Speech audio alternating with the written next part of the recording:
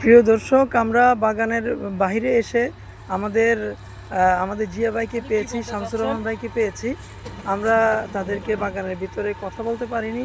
চলুন আমাদের বিশিষ্ট উদ্যোক্তা আমাদের জিয়া ভাইয়ের সাথে একটু কথা বলে নিই।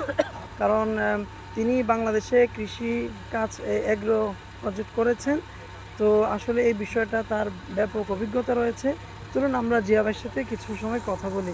জিয়া ভাই, তো আমরা কি কারণে এসেছি এবং কি করতে পারি, আমরা আপনার চমৎকার উদ্যোগগুলো একটু তুলে ধরুন আমাদের দর্শক শ্রোতাদের মাঝে। আসসালামু আলাইকুম ভাই, ভালো আছেন?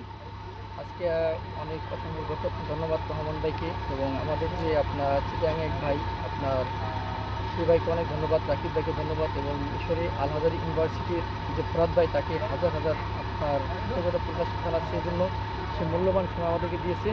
একটা জিনিস হচ্ছে কি, আমরা বাংলাদেশে কৃষিকাজ করছি বা এই দেশে এসে যে জিনিসটা আমরা পর্যবেক্ষণ করে দেখা গেল যে বাংলাদেশ থেকে আমরা এখানে অনেক ডেভেলপ করতে পারবো এবং এই দেশের মাটি অনেক শক্তিশালী এবং এখান থেকে আমরা কোনো কিছু বাংলাদেশের মানুষকে আমরা দিতে পারবো। এই জন্য দিতে পারবো।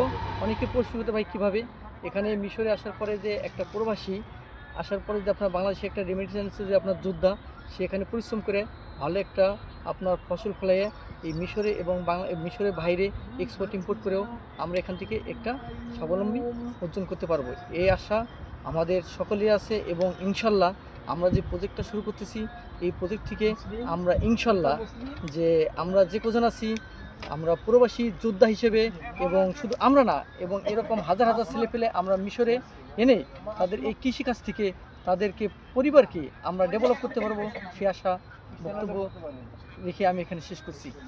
কত মানুষকে আনার পরিকল্পনা জিয়া ভাই? আমরা ইনশাল্লাহ এই প্রজেক্ট আমরা যদি দাঁড়া করাইতে পারি, ইনশাল্লাহ আমরা 1 থেকে 2,000 বাঙালি এই দেশে কৃষিকাজে আমরা এনে নিয়োগ করতে পারবো এবং তাদের 1 থেকে 2,000? 1 থেকে 2,000, তাহলে তো অনেক বড় প্রজেক্ট অনেক বড় ইনশাল্লাহ আমাদের project। হবে। এবং শুধু আমাদের কৃষি না, আমাদের মৎস্য খামার থাকবে এবং আপনার এখানে যেটা আমরা বলি আপনার ওই আপনার অনেকে বলে এগ্রো ফার্ম, যেটা আপনার আমরা শুধু বাংলাদেশে একটা জিনিস বুঝি, এগ্রো ফার্ম হচ্ছে আপনার ওই গবাদি পশু। হ্যাঁ, না, এটা আমরা একটা গবাদি পশু আমরা এখানে কিছু আপনার লালন পালন করার জন্য চিন্তা ভাবনা করতেছি। সেখান থেকেও আপনার এখানে বাংলাদেশে লোক নিয়োগ দেবো এবং আমরা এখানে যে কৃষিকাজটা যেটা ডেভেলপ করার জন্য আমরা এখানে উদ্যোগ নিচ্ছি, ইনশাল্লাহ এখান থেকে আমরা অনেক বড় কিছু করতে পারবো।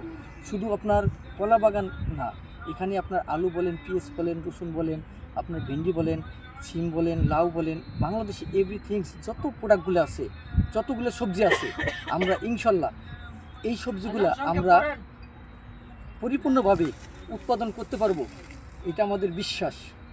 ইনশাল্লাহ আজকে এখানে শেষ করছি। খুদা হাফেজ। রহমান ভাইকে ধন্যবাদ, থ্যাংকস। অসংখ্য ধন্যবাদ আমাদের জিয়া ভাইকে।